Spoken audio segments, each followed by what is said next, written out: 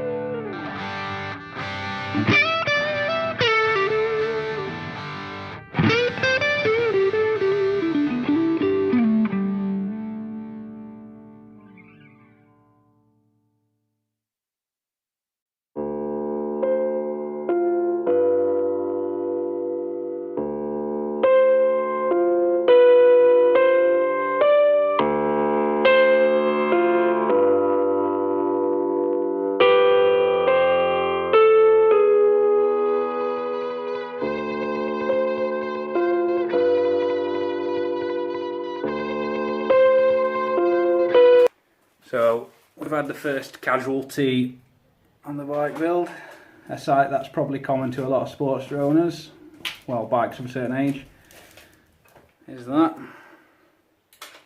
Not ideal, but you know, it can be sorted out, it's not the end of the world. Had a wire brush, had a penetrating oil around it, and yeah, bearish to pressure and it just snapped off, so oh well, onward.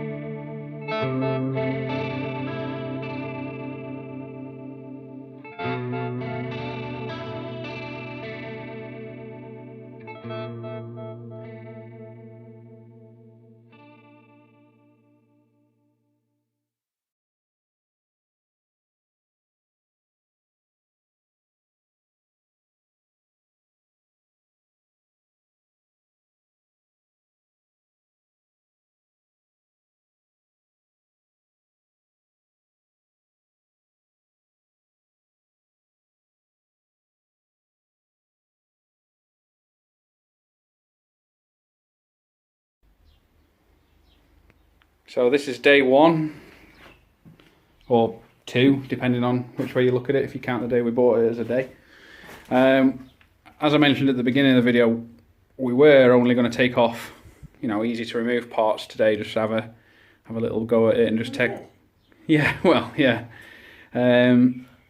carb, tank, grips, things like that. We got a little carried away. We've actually only been working on it for, how long? An hour? An hour, hour and a half, if that.